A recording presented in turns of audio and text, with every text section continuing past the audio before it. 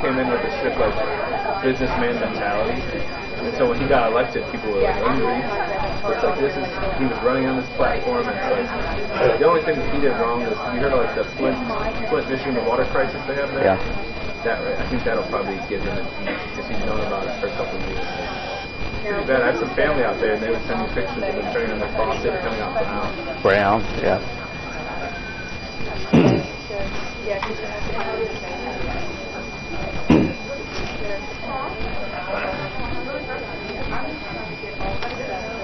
Okay, any of you who did happen to go to the career fair yesterday, when you leave class today, if you just set your business card up here.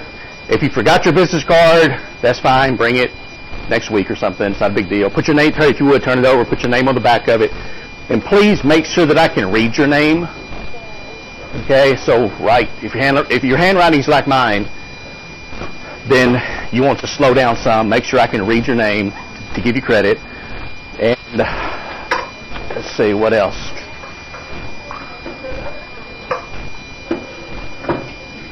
I guess that's it. How many of you did go to the career fair, by the way? Anybody? Okay. So was it pretty? I mean, were there quite a few employers there? Typically, I go to the career fair. Yesterday I couldn't, but were there quite a few employers there? Was it pretty good? Okay.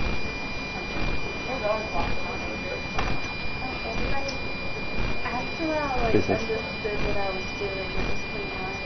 I've never been to any kind of career fair, so when you go to the career fair, you just paste a smile on your face, and you just go up and start introducing yourself to people, and yeah, that's basically it.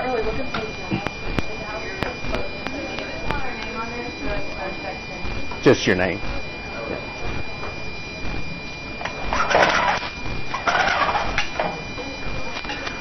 All right, let's we're going to finish up chapter 5 today, and what we're going to talk about today is something again that you need to know from just a Principles of Finance text book in class, but also this is something that a lot of you either have done or will do very soon, and that is take out some type of loan, car loan, home loan, student loans, that type of thing. And so we're going to talk about not only, how do you calculate them and what does it mean, but also, what are some things that you look for when you're borrowing money? Because you can cost yourself or save yourself literally tens of thousands of dollars if you understand how loans work. Also keep in mind that quiz number 1 is currently open on Canvas. It will be open until Saturday at midnight. You can take the quiz 3 times. The highest grade counts. And probably what I'm going to do is, we're probably going to finish up chapter 5 today, so I'm probably going to go ahead and open quiz number 2 today, which covers all of chapter 5. It will be 10 questions, and I will probably leave it open until next Tuesday, I'm assuming. Okay, so you'll have plenty of time to work both the quizzes.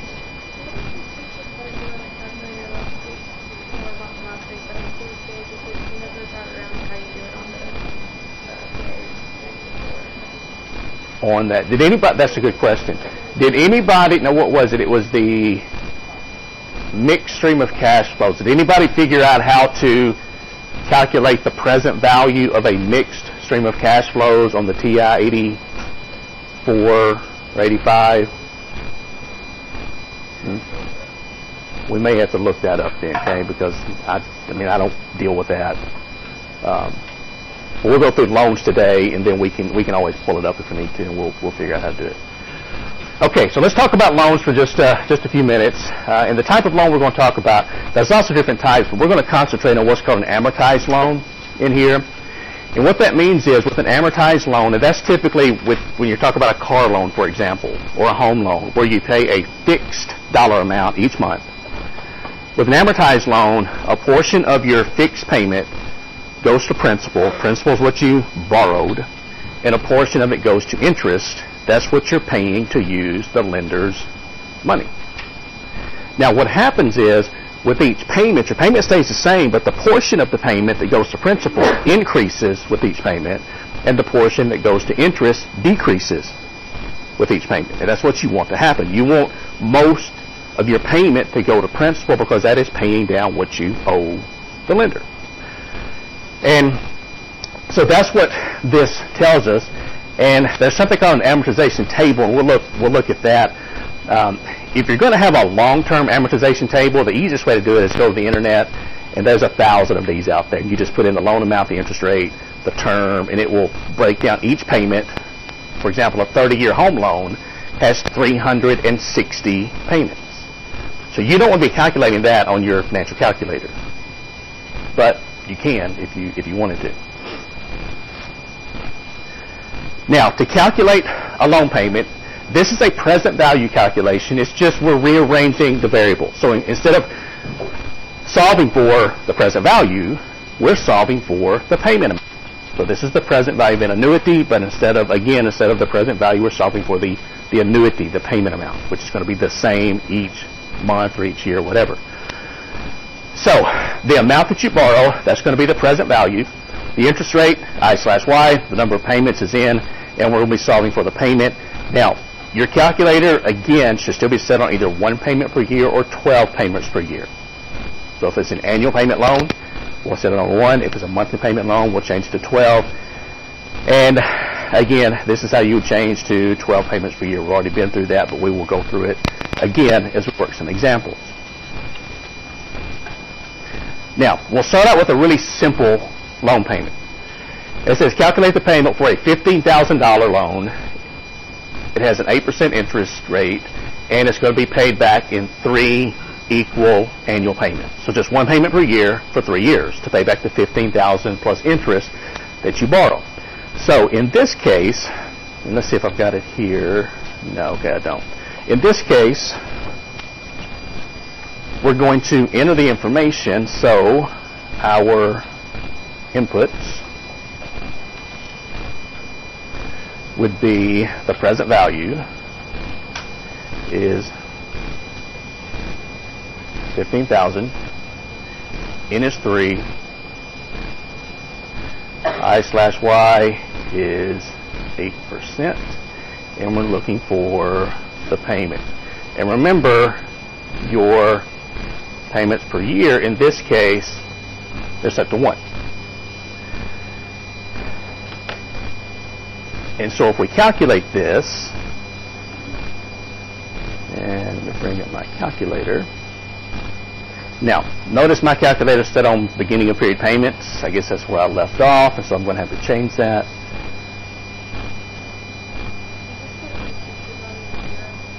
Future, you actually don't have to enter future value, but it would be set to 0 if you do, yes. That is correct. And then I'm going to check my payments per year, so I'm on 1 payment per year, which is correct. And then I'm going to go through the clear process. So I'm going to put in my $15,000. That is my present value. 3 is my N. 8 is my interest per year. Compute the payment amount. So my payment is going to be $5,820.50 per year for 3 years. End. Yeah, end of period payments. And so you're paying back $15,000. Okay, so that would be $5,000 in per year in principal.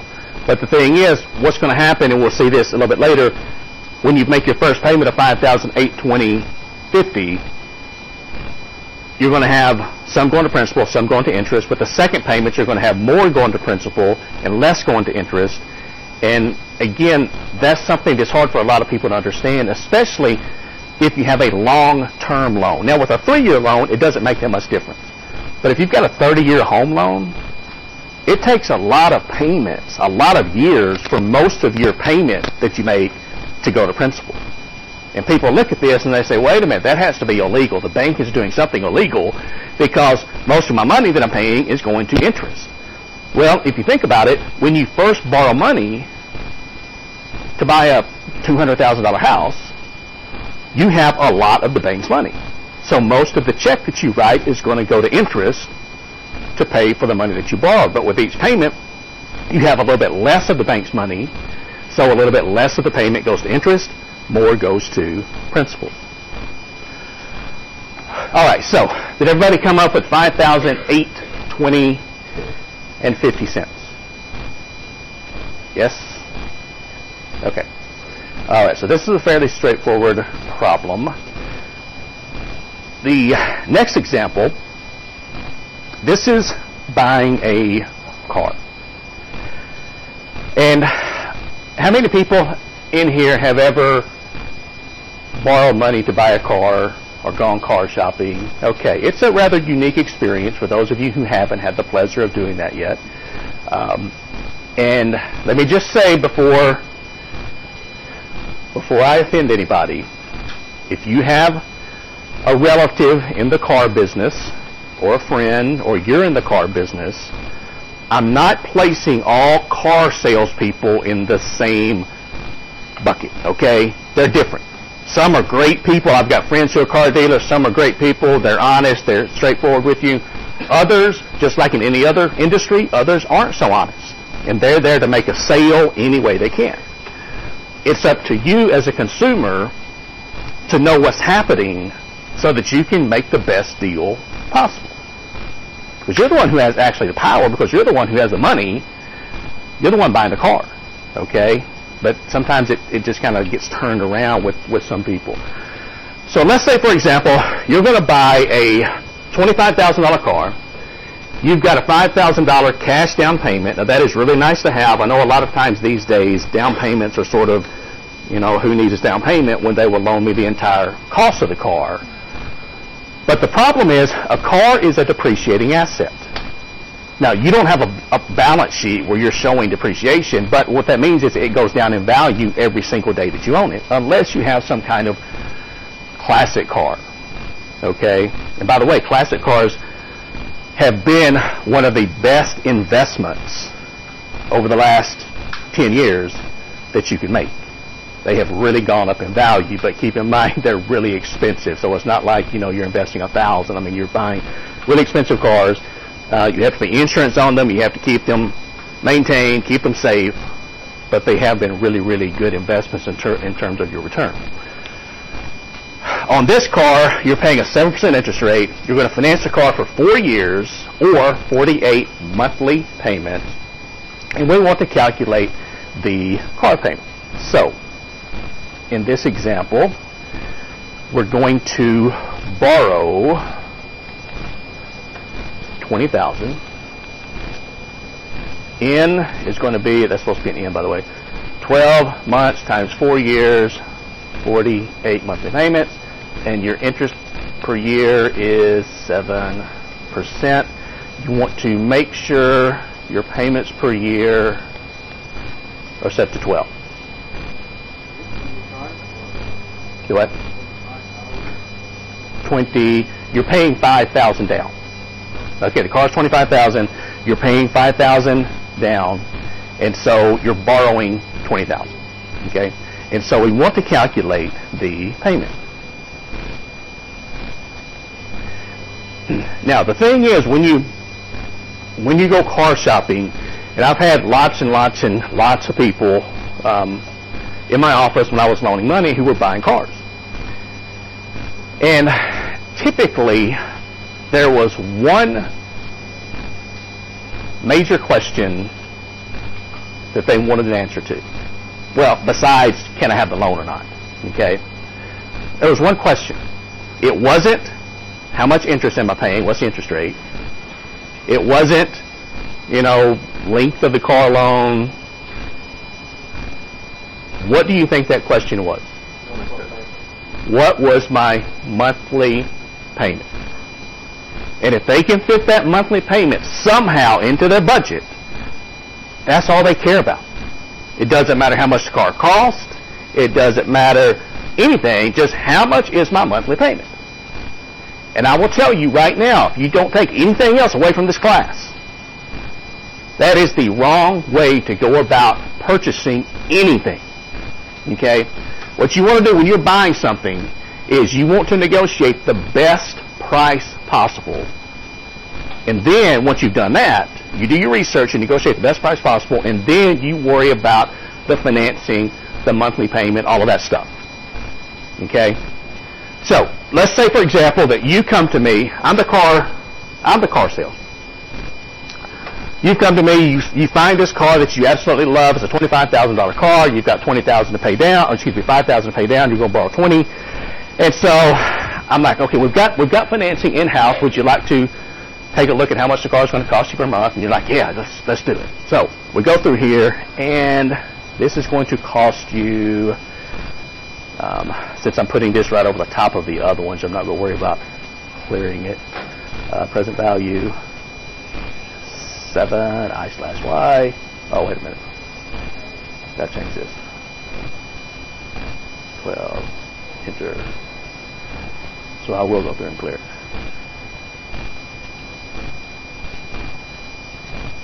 Now the thing about cars is cars are expensive. I mean, they're really expensive, and so when you're looking at car payments, they can get pretty high pretty quick.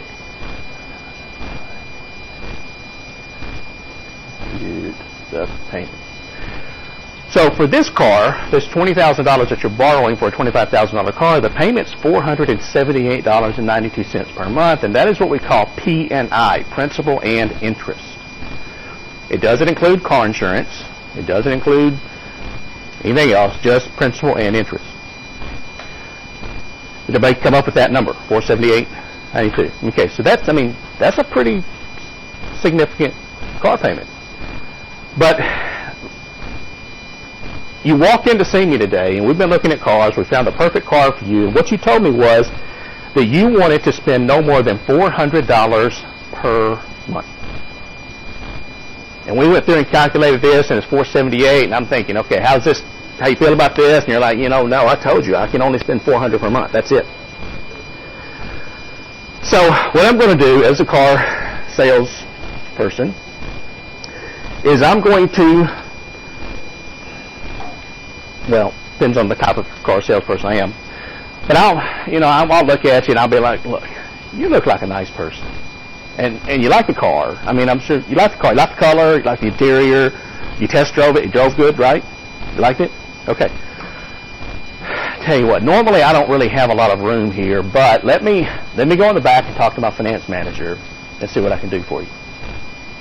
So I'm going to disappear. I'm going to go in the back room. I'm going to pour myself a cup of coffee. I'm going to check the score of the game on television. I'll be back there about 8 to 10 minutes. I'm going to come back out. I'm going to say, I don't know what it is about you, but for some reason, this is your lucky day. Talk to my finance manager, and he almost never does this, but he agreed that we can get your payment below $400 per month for this car.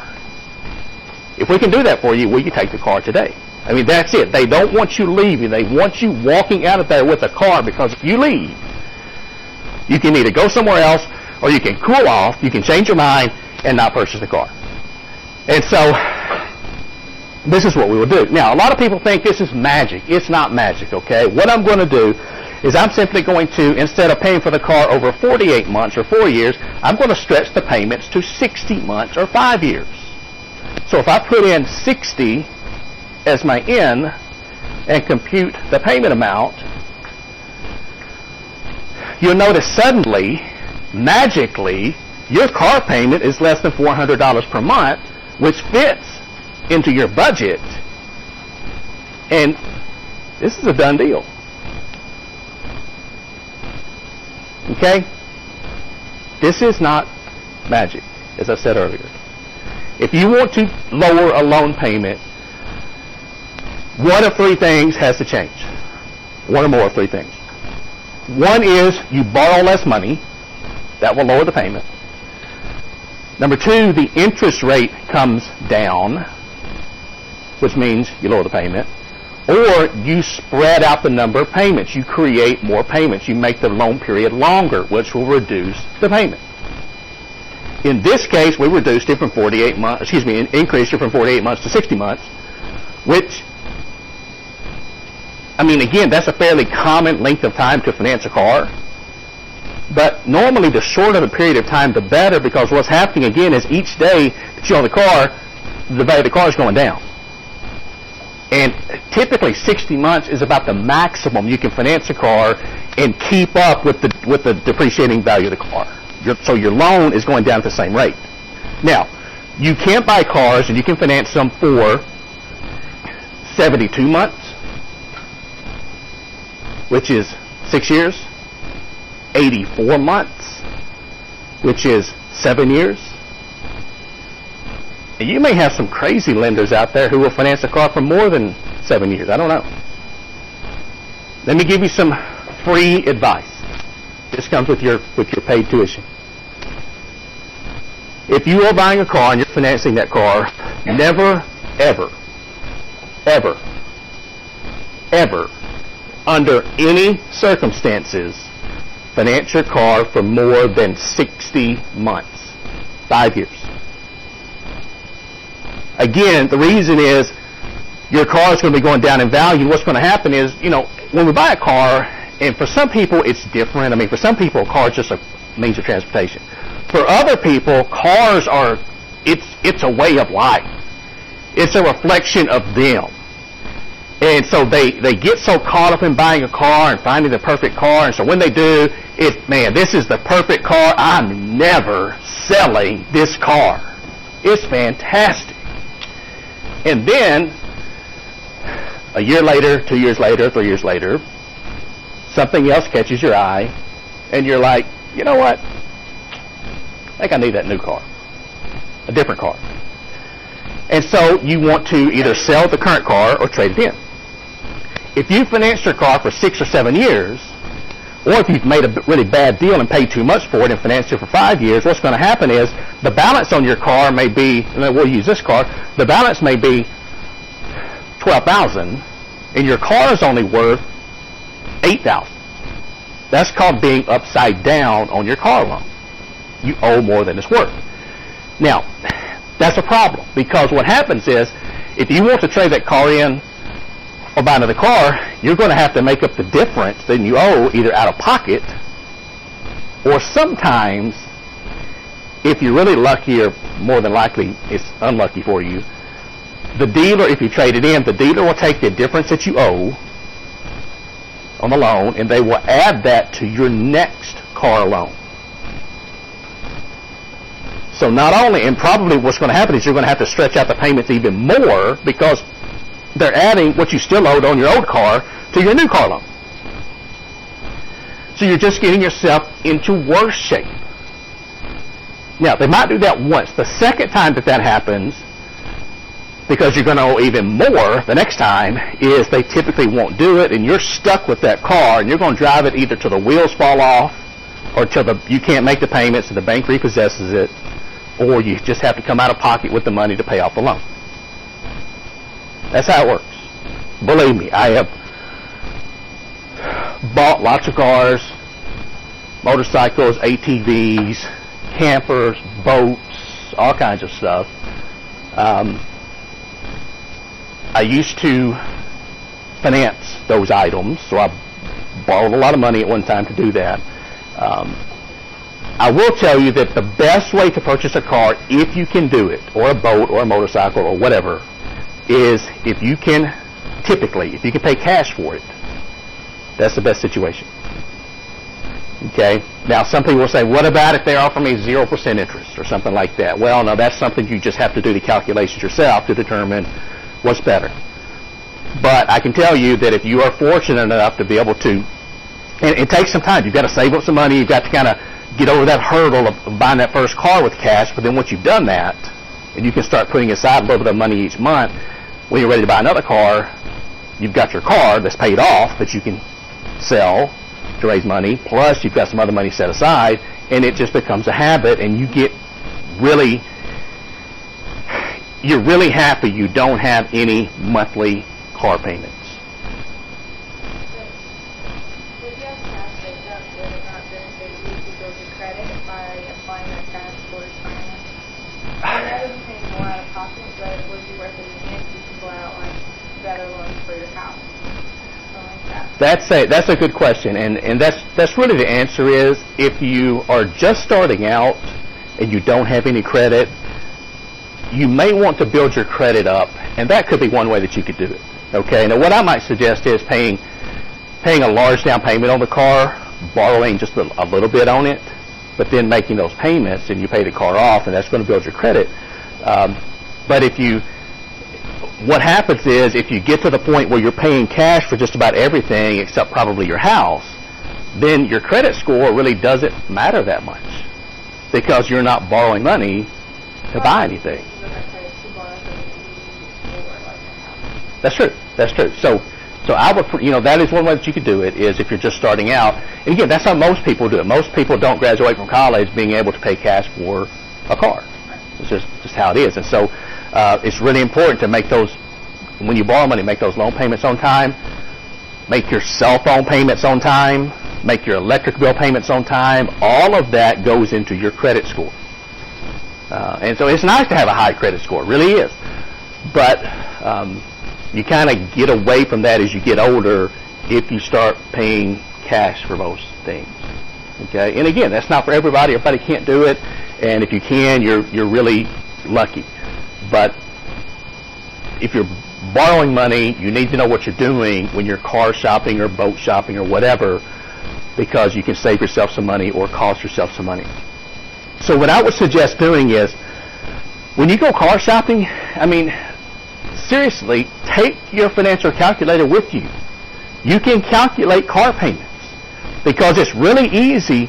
On this car, for example, let's say that I wanted to put in, I'm the dealer and I want to throw in some kind of little extra that I don't necessarily tell you about, but I'm going to charge you for it, and it's going to cost $800. Well, if I just tell you up front, you're going to have to pay an extra $800, you may say, whoa, that's, you'll notice that. But if I just put in $800 into the 20,000, 20,800. So instead of borrowing 20, you borrow 20,800, and we compute the payment. The payment goes up, what was that, $15 per month? A lot of times you're not going to notice $15 per month. And so you can go in, you can calculate what's the payment supposed to be based on a certain sales price. That's why I said you negotiate the best price first. You get the best interest rate possible. That's either through the dealer, through your bank, whatever. Shop around. And then you can calculate it. Now, I will tell you that if you go around with a financial calculator at a car dealer, and by the way, I'm talking about car dealers, if at all possible, if you can buy cars from an individual and skip a car dealer, a lot of times you can save yourselves a lot of money doing that. Now, you have to know something about cars. Typically, it's best if you buy something that has some warranty left on it, because if you buy a car that's got some problems you don't know about, it's nice to have warranty, but you can save yourself a lot of money buying cars from individuals instead of car dealers. But if you go around a car dealer and you just have your calculator and you're calculating payments, I promise you they're going to treat you like you are an expert at finance. Okay? Even if, let's say it's 5 years from now, you've forgotten how to use your financial calculator. Take it with you, okay? Just look like you're pushing buttons on it. They're talking numbers, and you're like, oh, really? Okay, really? Are you sure about it? Really? Even if the batteries are dead, take it with you. They will think you know what you're doing. They will treat you with respect, and they will give you the best deal possible. If they don't, you simply leave. There's lots of cars available. Okay? Yes, ma'am. N is the number of payments. So why do you have to, like for 48 months, why do you also then have to say that you're doing 12 payments per year? Okay. That's a really good question. On Tuesday, we talked about a nominal rate of interest versus an effective rate of interest. And what we're doing is we're putting in the nominal rate of interest. In this case, it was 7%. But we're changing the number of payments to, instead of 4 for annual, it's 48. what we're doing is we're telling the calculator to go ahead and calculate the loan payment based on the effective rate of interest, which is the rate of interest we're actually paying or earning. Okay? We could do it in an easier way if we went through and calculated the effective rate of interest and entered that. Then we wouldn't have to make all of those changes, but it's simpler just to do this than it is to go through and calculate the effective rate of interest and then enter it. It does. It deals with the compounding. That's exactly right. All right, so everybody good with your car payment example? And just one other thing about cars, buying cars, that might save you some money. Don't be afraid when you're buying cars. Don't be afraid to look outside of your immediate area. For example, if you live in Paducah, don't be afraid to look outside of Paducah. I mean, because there's lots of cars, there's lots of dealers and individuals who are willing to sell the same car for very different prices if you look in, for example, St. Louis or Nashville or Memphis. Or, I mean, I've bought cars in Dallas, I've bought cars in Atlanta, I've bought cars in Chicago, I've bought cars in St. Louis. In January, I went down to Southern Florida and bought a car. I mean, I'm making a vacation. It's like you get in the car, you drive, you have a good time, you get there. If it's what you want, you buy it. If it's not, you've got a mini vacation under your belt. You come back home and you keep looking. Or if you can line up 2 or 3 or 4 cars to look at on the trip, that's even better. But then you got 2 people with you. One drives one car home, the other drives the other car home, unless you decide you want to sell it or trade it in. Typically, you don't get your best deal trading in a car. Sometimes you do, but not often. So most of the time, it's better if you just sell it yourself. All right, so that is buying a car. Now let's buy a house. So we're stepping up a little bit, the amount we're borrowing. When you buy a house, the 2 most common mortgage loan types are a 30-year fixed loan and a 15-year fixed loan. These are long periods of time, 30 years and 15 years, but houses are expensive. Again, so you have to spread the payment out over a lot of years to afford to pay for the house. And in our example here, we're going to purchase a house. It's a $200,000 house. We're going to pay, now normally you're required to pay a 20% down payment. We got away from that requirement in the early 2000s, and so you can buy a house for no down, 100%. You can finance 100% of the house. In some cases, you can finance 110% of the value of the house, which means the lender will pay for the entire house, plus you get 10% extra that you can use to buy furniture or put in a swimming pool or whatever you want to do. Do it. Closing costs, cover closing costs, so you're financing those for 30 years also. That is one of the reasons that we had our financial meltdown in 2008, is because lenders were they were behaving in such a stupid manner and getting away from anything that made sense financially, that as long as home prices were going up, that's fine, I'll loan you 110%. But what happens if home prices drop?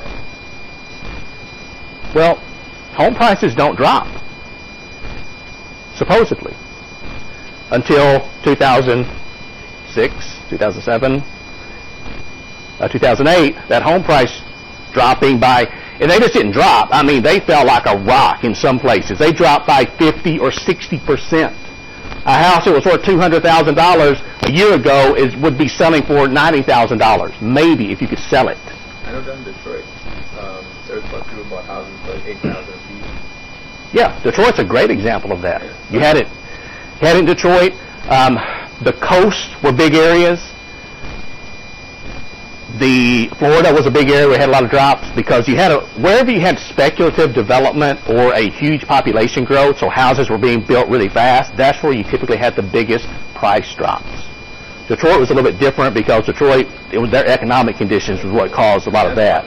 Me and my buddy bought one of the houses because it was like $6,000. Yeah, and it was probably, what would it have cost typically? I mean, what would it have cost otherwise? Oh, they said otherwise it's like $125,000. Yeah. Since it was down in Detroit during that time. and they're just trying to get rid of it so they don't have to tear it down. And now we can rent it out and we charge like $1,000 a month.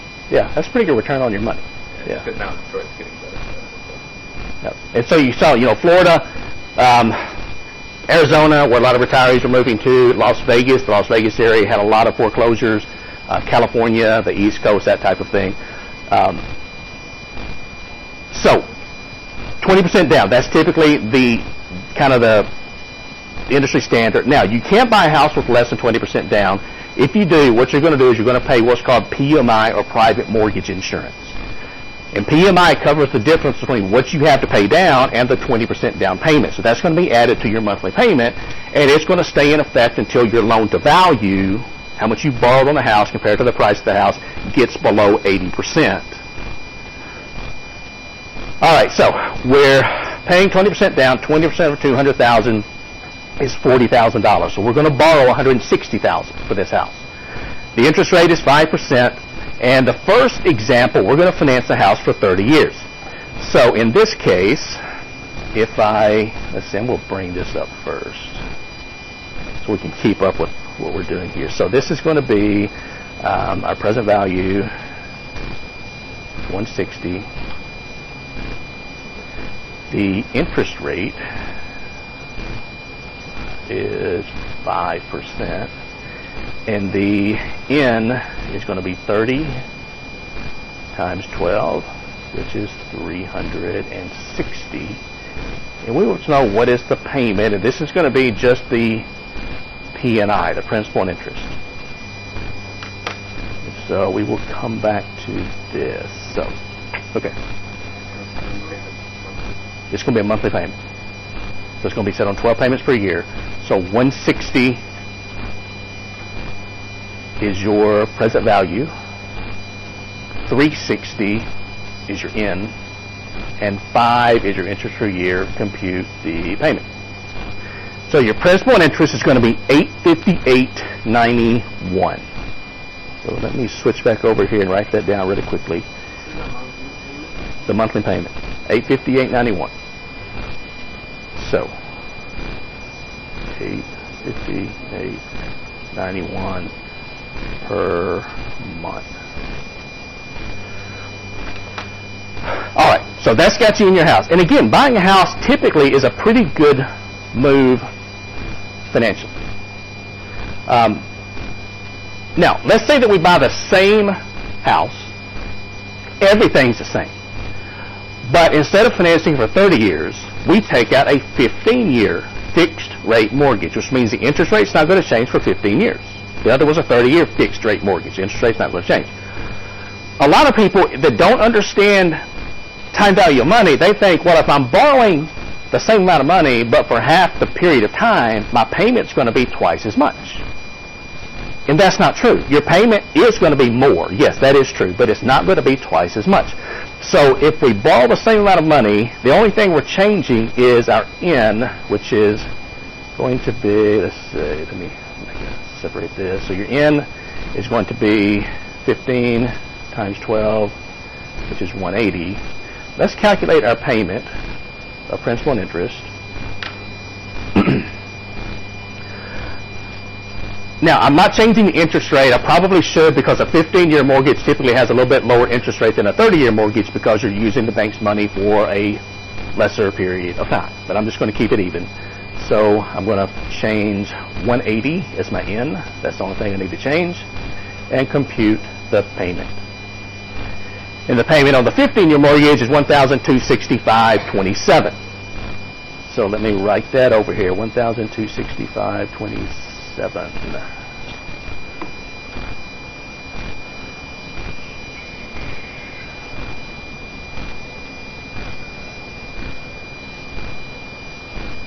Okay, so the difference here, I mean, it's not twice as much, but it is $406 more per month, something like that. Okay, I'll just put approximately 406 difference. Now, the thing is, if you don't have the additional $406 per month to pay on your house, you just don't have it. Okay? And so you may be looking at this, you may think, man, that's a great idea, and I wouldn't mind financing a house for 50 years instead of 30, but I just don't have the $406 per month. Well, you've got a couple of options. I mean, the major option is you can simply buy a less expensive house. In some areas, that may not be possible.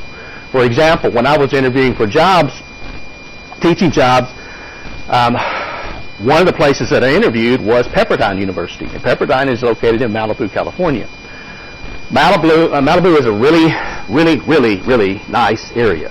Pepperdine is a really, really, really nice university. But it's tremendously expensive to live there. Would you like to live on the Pacific Ocean? Yeah, that'd be pretty nice. But literally, I mean, this was 15 years ago.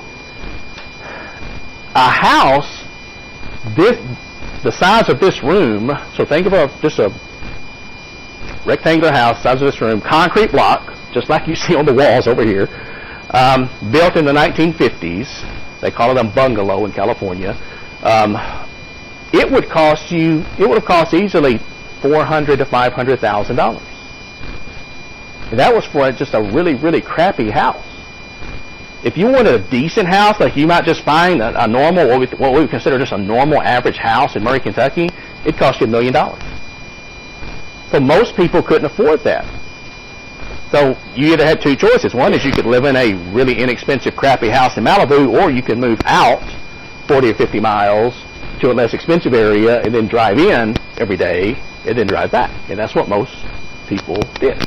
So it depends on, where you're moving. So when you're graduating, you're looking at jobs in different areas, one thing that you really need to consider is, what's it cost to live there? Because $100,000 in Malibu, California is not the same thing as $100,000 in Murray, Kentucky. It's much, much different. So with our house and our 15-year mortgage, okay, so let's go back here. Okay, now this says, what's the month? We calculate the monthly principal and interest for both of them. Now, this is an amortization schedule. This is what it looks like. And so if we go to, make it a little bit larger so you can see what it's showing. This is the first loan we calculated, the 15-year, one payment per year, the $15,000 one payment per year loan at a 8% interest rate.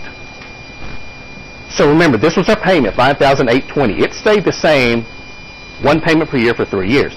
But notice how much of the payment goes to interest and how much of the payment goes to principal. With this first payment of $5,820, $4,620 goes to principal, which pays off the loan. $1,200 goes to interest, which is paying the bank to use their money.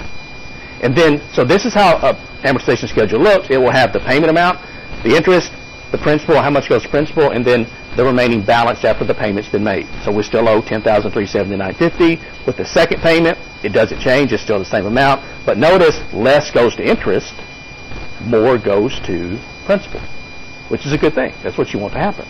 And then after 3 payments, the balance is off due to rounding, but it should be 0. So again, you can do this with your financial calculator. Now, if we go back to our, and let me go forward here just a minute. Okay. Again, this is a step-by-step instruction, so if you're trying to do this later and you forget what we're doing, you can take a look at this, okay? I'm not going to go through this. I just wanted to write it down step-by-step on your financial calculator. Press this, press that, etc. But for your 30-year versus your 15-year mortgage, let's all get to the same spot, first of all. So let's bring up our financial calculator, and let's go back to the 30-year mortgage amount. So this should be showing on your calculator. To get to the amortization schedule, you first have to calculate a loan payment. So you need to be showing $858.91 on your calculator. Now, we can calculate the amortization schedule, and we can take a look at the first monthly payment, the second payment, etc. So once you're showing this, is everybody here? Do what? 12 months per year. Now, once we're here, the amortization schedule is right above your present value key. It says AMORT. So if we press our second key and the present value key, you're going to see P1, and then if you press your down arrow key, it will say P2. The P stands for either payment or period. It works either way, okay? And the way we use this is if we are interested in just a single payment, which I think I have that. Let's see if I've got that on the previous. Okay. If you're interested in just a single payment, we're going to set P1 and P2 equal to that same payment number. So, for example, if we want to know how much principal and interest goes with payment number 1, we're going to set P1 equal to 1, P2 equal to 1. If we want to know how much principal and interest goes with payment number 218, we're going to set P1 equal to 218, P2 to 218. If we're interested in a series of payments, then we're going to set P1 equal to the beginning of the series, P2 equal to the end of the series. So if we want to know the first 12 payments, how much total goes to principal, how much total goes to interest, we'll set P1 equal to 1, P2 equal to 12, the end of the series. So, and again, you can use your up and down arrow key within this function. So you can't get lost. It's just going to take you back around to where you started. So let's just take a look at the first payment with our 30-year mortgage. So set P1 equal to 1. If yours is not, you can just press the 1 key and the enter key. Then we're going to press our down arrow key, and we're going to set P2 equal to 1. So 1, and then enter. Now if we press our down arrow key, the first thing it's going to show us is after the first payment's been made, and it was $858 and some change, we still have a balance. We borrowed $160. We still owe $159,807.75. If you press your down arrow key again, it shows you that of the $858 payment that you made, $192.25, if we round up, went to principal, which pays off your loan, and $666.67 went to interest, which is paying the bank to use their money. So most of your money, most of your payments going to interest. But what I said was, with each payment, more goes to principal, less goes to interest. So let's check that theory. So we're going to look at just payment number 2 now. So if I set payment number 2, I'm going to set that to 2, so P1 equals to 2, and P2 is equal to the number 2. With the second payment, after we made the second payment, we owe $159,614. Of the $858, now $193.05 goes to principal, which is more than last time. It's what, 80 cents more, something like that? 75 cents more? And less goes to interest. Remember, last time it was $666.67. So more is going to principal, less is going to interest. It's just a small amount more is going to principal and less is going to interest. So it gets a little frustrating if you bought your first home, you're really excited, you made those first couple of payments, and you see that you still owe $159,614. Let's take a look at the first 12 payments. So in this case, we can set P1 equal to 1. So 1, enter. P2 equal to 12. So this is a series of payments. So after the first 12 payments have been made, if we press our down arrow key, we still owe $157,639. We have paid a total of $2,360 on our loan, and we paid $7,946 in interest. Now, this is not illegal. This is not a trick. This is not something that financial institutions do to cheat you out of your money. Remember, as I said earlier, when you borrow the money initially, you have all of the $160,000. But with each payment, you're paying a little bit more on principal, a tiny bit more, and so you pay a tiny bit less in interest. But it takes a long time for that to really make much of a difference in paying down your loan. What about the first, let's say the first 15 years? Because again, a lot of people think that if you borrow money for 30 years and you paid on your loan for 15 years, you should owe half of what you borrowed. Well, because of time value of money, it doesn't work that way. So we can set P1 equal to 1, and we can set P2 equal to 180. That's 15 years worth of payment. Press the enter key. Now if we press our down arrow key, we borrowed 160, which means we should owe 80 after 15 years, if that's how it works. After 15 years of making payments, we still owe $108,614 on this house. So we're not halfway there. And so far, through 15 years of payments, we have paid $51,385 in principal, and we have paid $103,218 in interest, and our house is not even half paid for. So we can look at 360. We can set P1 equal to 1, P2 equal to 360. So now we're living the American dream. We're paying for our house. Press the down arrow key. The balance is going to be 0. We have paid the full $160,000 that we borrowed on our $200,000 house, and we have paid $149,209 in interest.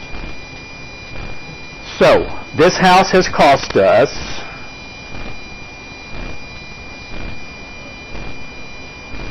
let's go here. This house has cost us the 200. If I can find out where I am. Okay, so it was 200,000 plus the 149,209 in interest. So it has cost us $349,209, and that is financing it over a 30-year period. And again, it's not wrong. There's nothing wrong with a 30-year mortgage. A lot of us have to finance houses for 30 years simply, again, because they're so expensive. But if you understand time value of money, you think, okay, what about if I finance it for 15 years? What difference is it going to make? Well, we could take a look at that. We could go back to our financial calculator. Now, what I want you to do is work your way back to, let's see if I can just do this. 180 is my N, compute payment. Okay, so work your way back to the 15-year payment. $160,000 borrowed, 180 payments, 5% interest rate. Your payment was $1,265, so it was $406 more per month. What you will notice is that what will happen is more of your payment will go to principal and less goes to interest, and it's going to happen faster because you're borrowing the money for a much shorter period of time. And after 15 years, we can just go to our amortization schedule. If we set P1 equal to 1 and we set P2 equal to 180, notice that after 15 years of paying $400 more per month, your house, and this is the same house, same tree, same driveway, same everything, your house is paid for. And you have paid a total of $160 for the house, and you have paid $67,748 in interest. And so this house has cost you, it cost $200,000, you paid $267 for this house versus the $349 for the 30-year mortgage, same house, same everything. And also remember, after 15 years, your house is paid for, you've saved interest, and you don't have a house payment now. So your previous $1,265.27 that you were paying per month on your house payment, you can play with it. You can invest it. You can do whatever you want with it because you don't have a house payment anymore. The only thing you have to worry about paying is the insurance and the property taxes. And nobody can ever come take your house from you. It's a pretty good feeling. Okay? So again, one's not better than the other. One's not right. One's not wrong. There's 10-year mortgages, 20-year mortgages. You can even borrow money for 40 years for a house. But I would suggest not doing that. The best way that you can do it historically would be, if you're financing the house, typically the 15-year mortgage is best. Okay, if you can finance it for a shorter period of time, then that's probably better. Now, over the last few years, the thinking on this has changed somewhat, and the reason is interest rates on home loans have been so low. I mean, 30-year mortgage rates have been, 3%, 3.25%. That is crazy low. And so what some financial professionals have suggested is finance your house for 30 years at the really low interest rates, take the difference, the money that you're saving, and invest it. And as long as you can make more than 3 or whatever you're paying on your house loan, 3% or 3.25%, as long as you can make a higher rate of return than that, you are essentially ahead. Now, that sounds like a really good idea. The problem is most people don't have the financial discipline to take that additional money and instead of going out and eating or going out and shopping or whatever, putting it away in an investment. So you know yourself, and you have to decide for yourself, can I do that? And if you can, it's probably not a bad idea. But I would suggest for most people a 15-year mortgage. When you're shopping for houses, buy the house that you can afford the 15-year payment, and in 15 years, your house is going to be paid for. Also keep in mind that most of us are not going to stay in a house for 15 years, much less 30 years. When you go house shopping, that's probably one of the most stressful things you can do in your life. Especially when you buy your first house, because you're looking for that perfect house. The house is great when you're young and single. The house is great when you just get married. The house is great when you have young kids. The house is great when you have teenagers. And the house is great when the kids finally move out and you're empty nesters. You're not going to be there that long, okay? On average. Most people on average stay in their house about 4 years. 4. Then they sell it and buy another one. Now the thing is, if you don't have what's called lifestyle creep is what I've talked about earlier, where the more money you make, the more you spend. And so if when you're buying houses, if you keep buying more expensive and more expensive and more expensive houses, then you're not going to get it paid off. But if you get to the point where you're saying, this is enough house for me, I'm happy with it, you can change houses, but if you paid it down to a certain level, you can pay the difference in what you sell it for. That can be your down payment on your new house, and you still borrow the money for 15 years or less, preferably. You're still going to have your house paid for. Now, some people ask me, what if, this sounds like a great idea, but I've got a job where I'm paid on commission, or my income is not stable from month to month. So how can I take advantage of something like this? What I would suggest doing is, if you're going to buy a house, you borrow the money for 30 years, but you go through and calculate the payment for 15 years. Each month, and whether you have it automatically deducted from your checking account or whether you write a check or whatever, you're going to have a payment coupon. You can tell them how much additional you want paid to principal. And so you make your normal house payment, and then you calculate the 15-year payment. You pay the additional, in this case, $406. You pay that to principal. And if you paid that $406 every month on your 30-year mortgage for 15 years and you didn't miss any, in 15 years, your house is going to be paid for, even though it's a 30-year mortgage. Now, if something happens in 1 month, the car breaks down, you've got to pay for that. You don't have the additional $406 per month. You just make your regular $858.91 house payment. The next month, you've got the extra money. You start paying the extra $406 again. So even if you can't pay the extra money every month, it's going to make a big difference in how fast you pay down the principal of your house.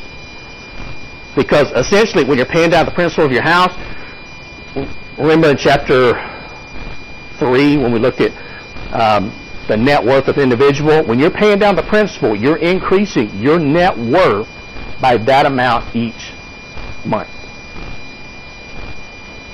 So that's your net worth creeping up, the value, the difference between what you own and what you owe. So is this making sense here, kind of the financing thing, buying houses, buying cars, student loan payments work the same way? In terms of rolling your student loans over, consolidating them, that type of thing. The last part of this is a growth rate. You're going to see one of these, I think, probably in the back of the chapter, so I want you to understand what's happening here. With this example, we're calculating the I/Y. So we've got an investment, and let's say it's paying us $12.50 per year in 2007. In 2011, it's paying us $15.20 per year. We want to know what is the average annual growth of what this investment is paying us. Well, we put in our present value. It has to be a negative $12.50. And remember, it needs to be set on one payment per year. Your future value is $15.20. All this other stuff in the middle doesn't matter. The other cash flows. It's just the beginning cash flow and the ending cash flow.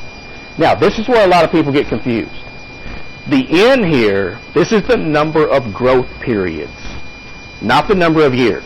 And so, from 2007 to 2008 is one growth period. 08 to 09 is one growth period. So we have 4 growth periods. So the N is 4. We compute the interest per year, and you should come up with an interest per year of approximately a 5% increase per year in the growth of your cash flow from this investment.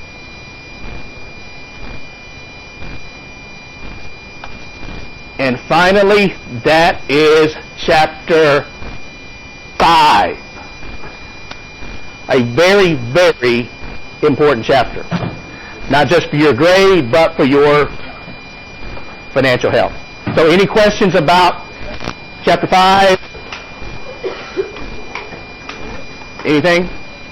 Well, on the exam, we're expecting forecast solution. Actually, you probably, it'll be about 50-50 probably, because there's a lot of theory here also. So you'll probably have about half calculations, half definitions, theory type questions. Yeah.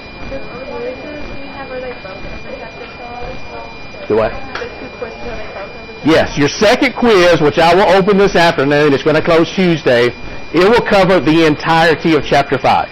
Okay? It will be 10 questions. You will get to take it 3 times, just like the first one. Highest score counts, and I will give you additional time to take the quiz. But it will be open, so remember, you'll have 2 quizzes open. One closes Saturday, one closes next Tuesday at midnight. And when you said we have 20 minutes to take the first quiz, is that 20 minutes each try or 20 Each try. minutes to your... Okay. Each try. Yeah. All right, everybody have a good weekend. Be careful, and I will see you back here on Tuesday. We will start chapter 8 on Tuesday. We're going to jump ahead to chapter 8.